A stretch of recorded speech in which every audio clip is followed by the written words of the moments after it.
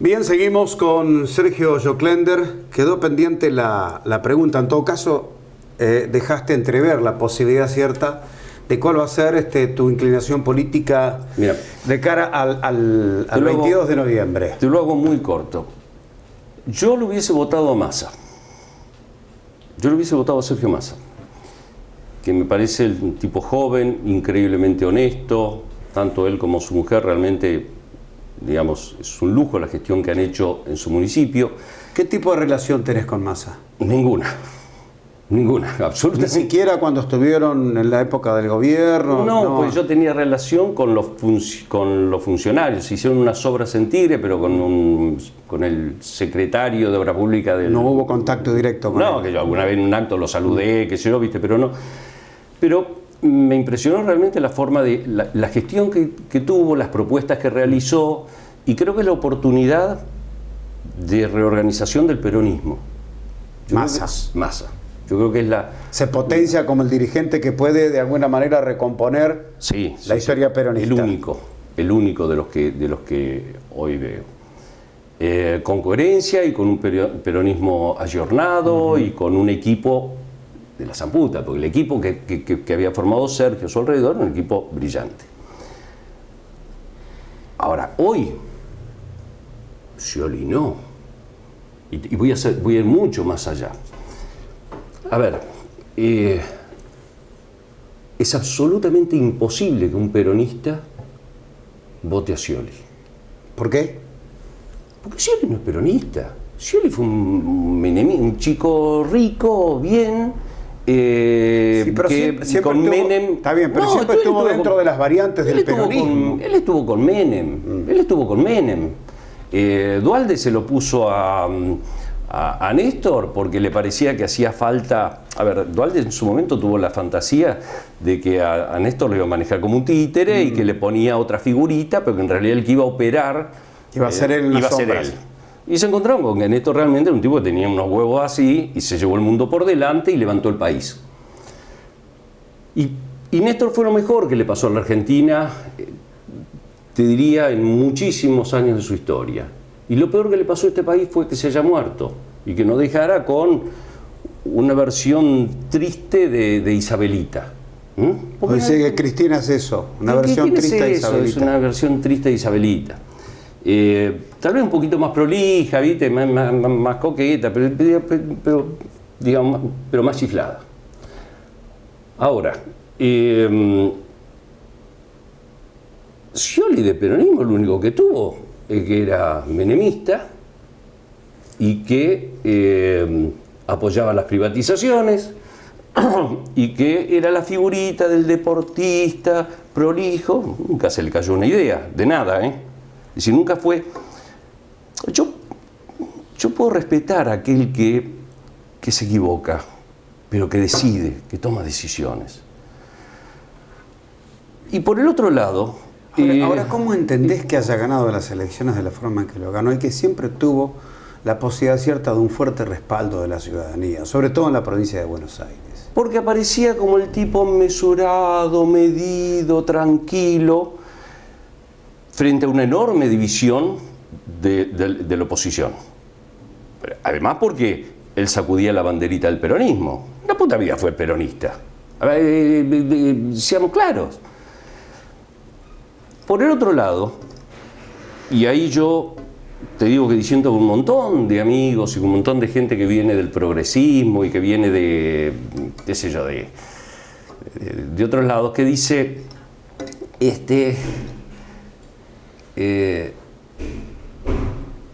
no, yo no lo voy a votar a Scioli, pero voy a votar en blanco.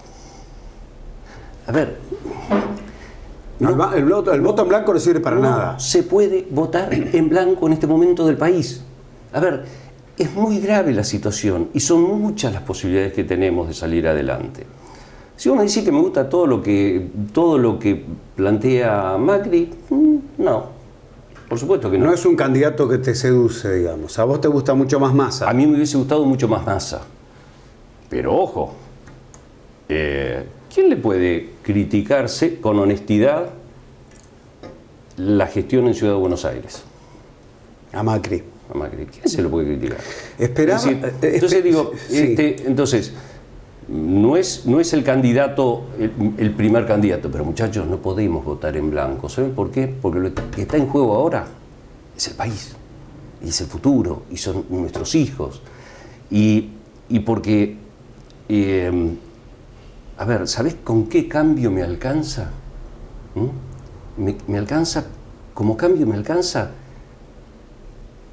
con que se acabe de una vez esta corrupción salvaje, esta podredumbre que se enquistó alrededor del vacío de poder que se generó. Quería llegar a eso, porque uno de los personajes que más ha sobresalido en los últimos tiempos a partir de su instalación como jefe de gabinete ha sido Aníbal Fernández, seriamente acusado de alguna manera de abrir las puertas al narcotráfico y sobre todo los cárteles mexicanos, ¿no? Cuando el Papa habla de la mexicanización de la Argentina, bueno, armó todo un revuelo.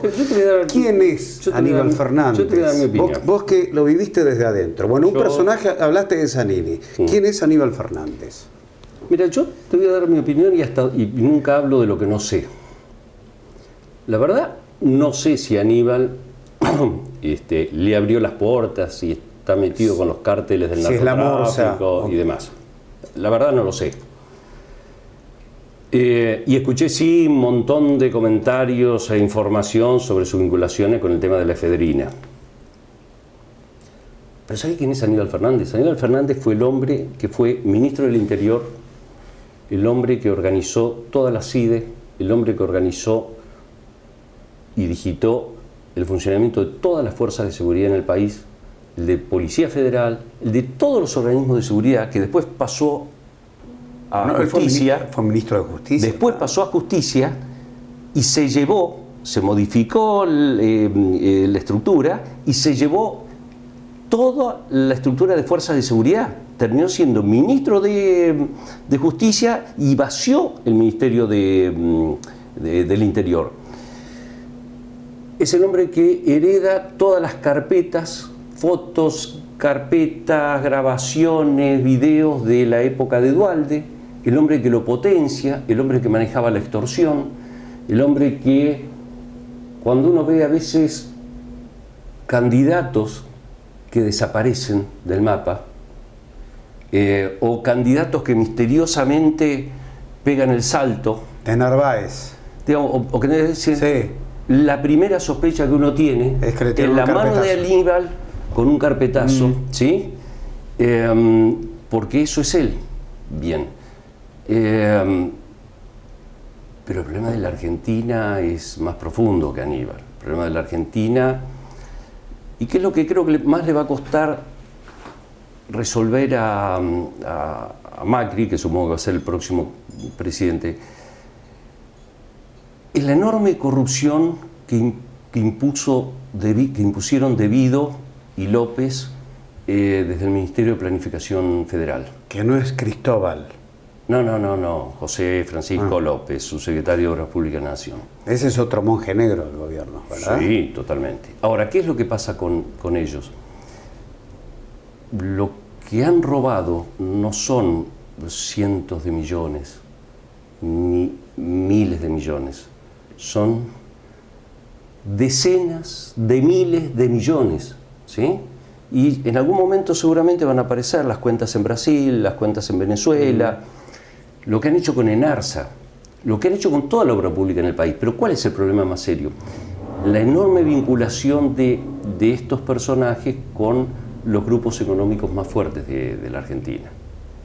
Por eso, en medio de todo este festival de denuncias, es muy difícil que vos veas una nota de Clarín contra De Vido, ¿sí? Y si salta un escándalo, o contra López, y si salta un escándalo, es una mención así, desaparece el tema. Claro, una referencia muy por arriba, muy superficial. No es un vudú, ¿sí? Al cual le pegan y le dan tranquilo. No es Joe Klender. No es Joe Klender, claro. Estos no, estos manejan. Estos llaman a, qué sé yo, a Rogio, a Techín, a Sudamericana, a electroingeniería, qué sé yo, a Baez o a Cristóbal y se impone la censura. Porque hay censura en los medios, hay autocensura y hay censura. A vos te censuraron, ¿no? Y algún problemita tuve, sí, pero salimos adelante. Sí. Y bueno, ¿qué es eso? No es tan sencillo. Sobre todo hacer periodismo crítico en una ciudad chica como esta. Es mucho más complicado, porque después te encontrás con el tipo que criticás en la esquina tomando un café, ¿verdad? En una ciudad grande la cosa se maneja de otra manera. La pregunta que yo te hago es, ¿cómo puede Macri, si gana las elecciones, manejar ese entorno que vos describís? Porque esa gente de alguna manera sigue estando en el poder, en las sombras, pero está en el poder. Sí, pero yo creo que hay una diferencia. Las cuentas nacionales no dan más. A ver, se chorearon todas las reservas del Banco Central, se chorearon toda la plata del ANSES, endeudaron el país casi como nunca en su historia. Solo lo que han hecho con las ventas de dólar a futuro para el marzo. Sí, sí. ¿Sí? Ahora, en marzo. Sí, que lo tiene a trasperder a Banoli, claro. Bien. La cantidad de miles de millones de pesos que más los nombramientos. Vos pensás que la Argentina hoy tiene un déficit comercial terrible. Estamos casi en niveles como los del 2004. Bueno, ahora a fin de año va a haber 30% más de emisión monetaria para pagar salarios y aguinaldos. Han fabricado moneda y por eso nuestra moneda no vale, ¿no? El nivel de emisión es totalmente descontrolado. Hay un déficit fiscal enorme, se gasta muchísimo más de lo que se recauda y mirá que te exprimen por todos lados. Entonces, yo creo que tal vez el elemento que ayude sea la realidad, como decía el general, ¿no? La única verdad. La única verdad es la realidad. Cuando no te alcanza la caja, hay que decir, como decía el benemérito, muchachos, dejamos de chorear. ¿Sí? O seguir el consejo de Barrio Nuevo, dejar de robar 2 años, sí. Sí, en la Argentina con que dejen de robar 1 año alcanza porque el país se despegue. Bueno, qué situación describimos, porque realmente es dramática para los ciudadanos, en definitiva, que siempre ponen su voto esperanzados de que algo cambie. Mira, yo creo que las cosas van a cambiar. El cambio al que aspiro es que toda esta podredumbre pueda ser dejada de lado. No tengo muchas expectativas con verlos a Cristina, Máximo, Báez y compañía, y Devidos y López procesados. Creo que es muy difícil. Creo que no le tengo demasiada fe a Sáenz en el manejo del poder judicial. Pero, a ver, en comparación a lo que tenemos, el tema es... son ángeles guardianes, son los salvadores de la patria. El tema es, ¿van a dejar gobernar? Porque ese es el fantasma que, me parece, va a estar rondando si Macri es precisamente el presidente. Y me parece que Scioli también, le puede llegar a pasar lo mismo. Mira, no, a ver, Scioli no va a gobernar. Porque aun cuando ganase... No va a gobernar, decís vos. No gobernaría. Y no creo que gane, pero bueno. Ahora, yo creo que va a depender de todos nosotros. Del apoyo político que pueda hacer la gente, comprometerse. La democracia no es poner un papel en un buzón cada 4 años. Es otra cosa, es la democracia es el comprometerte cada día desde tu lugar. Vos como periodista, yo en mi laburo, es decir, cada uno en el lugar donde esté. Y en general las peores cosas suceden cuando la sociedad no participa y las deja pasar. Cuando la sociedad es indiferente. Ahí es cuando se producen las grandes tragedias de la humanidad. Eso suele pasar cuando el bienestar económico relativo a veces supera de alguna manera la preocupación que el habitante común pueda tener por la institucionalidad. Digamos, a veces manda más el bolsillo que la cabeza. Yo creo que nos ha ocurrido. Cuando la gente votó a Cristina con el 54% de los votos. Votaba el crecimiento continuo que se había tenido, votaba por una situación de identificación con su dolor y con la pérdida que habíamos sufrido, y con un tipo que, con sus aciertos y sus errores, había querido convocar a una unidad nacional, a un pacto y a una transversalidad. Es decir, fue su sueño. De la misma manera que su sueño era recuperar YPF, pero su sueño también era crear un BANADE. Y en lugar de eso, lo que hicieron fue armar un negociado infame de miles y miles de millones de dólares con la excusa de recuperar YPF, que está bárbaro, pero ¿sabe cuánto nos costó y nos va a costar? Y en lugar de armar un Banco Nacional de Desarrollo, armaron el cambalache de los créditos del Bicentenario, digamos, digitados a ojo, ¿sí? Y miles de millones para cualquier lado. Pero todo eso lo pagamos nosotros. Bueno, estas fiestas se pagan siempre, por eso tenemos estas crisis periódicas cada 10 o 15 años. Un hecho interesante con respecto al tema de YPF, que hoy forma parte de la bandera de la campaña política del propio Scioli, diciendo que Macri va a privatizar YPF. Lo llamativo es que la Corte ordena que se exponga abiertamente el acuerdo secreto con Chevron. Entonces el gobierno salió a batir el parche y el propio Fernández dijo: no se pueden meter con un acuerdo económico entre empresas privadas. Me quedé pensando, ¿cómo empresas privadas si no decimos que YPF es nuestra? Resulta que sigue siendo una sociedad anónima. Sí, pero con también, el 51% de las acciones. Pero le dan 30 días para informar. ¿Vos sabés el escándalo que sería si informaran hoy? Antes de las elecciones, claro. A ver, pero vuelvo a esto. A lo que me refiero, Sergio, a lo que me refiero es a las contradicciones a las que entramos permanentemente. Y esta es una de ellas. Sí, pero estamos tocando fondo, ¿eh? Estamos tocando fondo.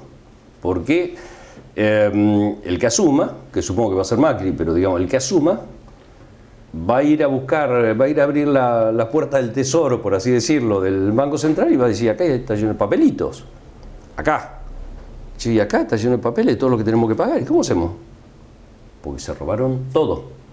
El que tenga que decidir por el 82, 35 o 90% móvil para los jubilados, va a ir a buscar el ANSES, le va a decir a Bocio: che, a ver, mostrame los papeles, a ver cuánta plata quedó. Y se va a encontrar con que está lleno de papelitos, ¿sí? Y de bonos que fabricaron entre Devido y López, y los pagó Bocio. Digamos, a ver, los disparates que han hecho con la plata de los jubilados es increíble. Y además van a encontrarse con que hay un acuerdo con China, pero que tenemos que pagar, y que hay una deuda con los importadores, y que la famosa ministra de Industria, esta Deborah Giorgi, digamos, es una delincuente. Vos pensá esto. En este país le ponen la banderita de industria argentina a cualquier porquería que se ensambla en Tierra del Fuego o que llega a Tierra del Fuego y lo único que se hace es armar la caja de cartón. ¿Sí? Un festival de subsidios en dólares, claro. Y la nacionalizan con arancel cero, ¿sí? Como industria argentina, le ponen el cartelito. Sí, pero eso nos cuesta 5.000 millones de dólares al año, la industria blanca de electrodoméstica y electrónica del sur. Bien. La industria automotriz. La industria automotriz genera un déficit normalmente de unos 7.000, 8.000 millones de dólares al año. ¿Por qué? Porque se exportan coches, bárbaro. Pero el 70% es importado. Claro. ¿Sí? Bien. Energía, combustible, gas. 10.000, 12.000 millones. ¿Cómo se va a pagar todo eso? Entonces yo creo que hay un montón de cosas que se van a tener que ir sincerando, pero lo que la realidad los va a empujar. Claro. Va a llegar un momento que él diga: miren muchachos, será en una entrevista, en un comunicado, o en un informe especial o en cadena nacional. Y tendré que decirme: muchachos, la verdad, no encontré un peso en la lata. Lo que nos dejaron estos, ¿sí? Todo esto. Y le voy a dar parte a la justicia para que resuelva. A ver, ¿quién se choreó esta guita? Joclender no se la llevó, te lo puedo asegurar. Pero te van a poner en una lista. Seguro, sí, bueno, ya que está, porque le vengo bien para cualquier cosa. Hacemos la última pausa, ¿te parece? Dale. Ya seguimos.